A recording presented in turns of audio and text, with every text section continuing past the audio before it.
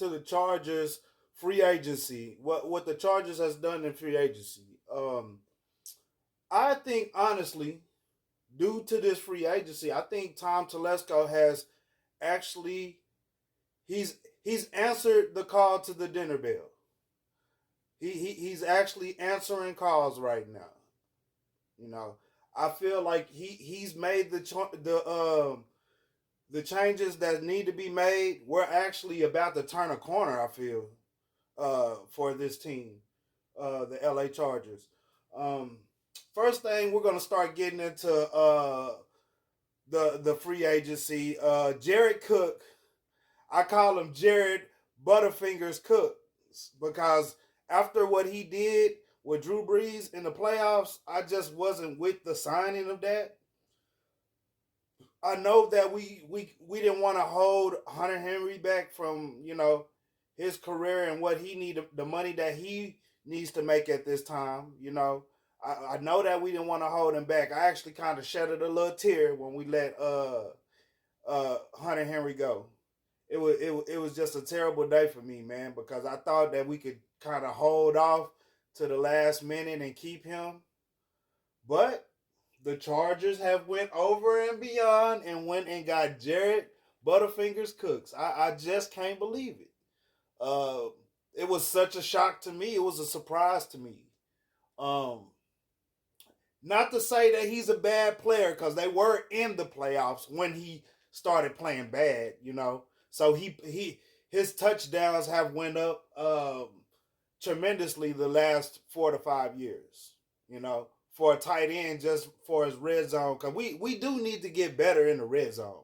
I think that the moves that we made are assuring that maybe we won't have problems in the red zone anymore.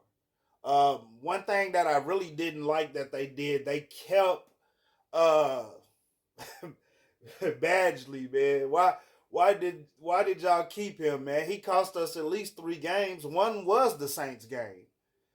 Um, but yeah, man, Jared Cook to the Chargers. So let's get into this new offensive line. There's a guy by the name of Ode Abashu.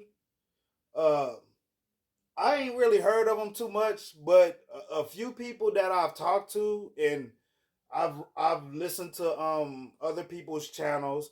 They kind of like this guy, Ode Abashi. I like to go through the sizes when we're talking about offensive line because that is important. This guy is 6'5", 215. That's pretty good size for offensive lineman, man.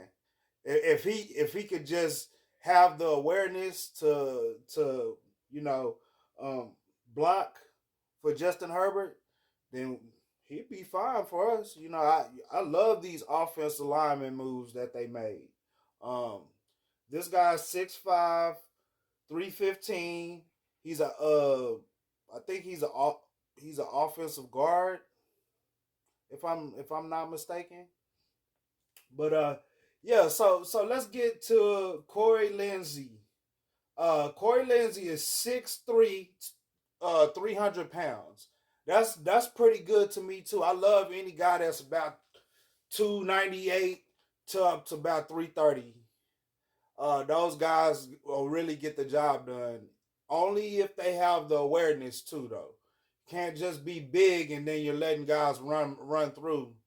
That's not what we're looking for. But this guy right here, from what I hear, Corey Lindsay is like one of the better centers in the league right now. Um, I really love to see him succeed with the Chargers, man, and put us on that next level. We need Eckler to have lanes to run through. We need blocking at the line for Justin Herbert to throw by. And if we do that, we be okay. Let's talk about the other guy that they have. This guy is from Pittsburgh. Um, he played for the Steelers last year. His name is Matt Fowler. He's 6'6", 330. That right there, that when I seen that height and that weight right there, I just got excited. If he can somehow move that in the right direction, get us some open lanes to run and some blocking at the pass. I love that. I just really love that. Tim Telesco, he's actually kind of answered the challenge in this situation. You know, the fans have been challenging him for like 2 years on his offensive lineman. It's not about keeping up with other teams drafting the sexy positions. You know, it's about winning a Super Bowl, drafting the best people at the right spot too. You know, I honestly think that when I look at all of the free agency that we just seen and everything, I think the Chargers are really out of moves to make on the offense right now, unless they're doing more offensive line guys. I can see them doing some more moves too. But from this point, I'm trying to be a supercharger. You know, like this guy on this screen right here. You know, we have the tools to make this happen. I hope that we go get a corner next.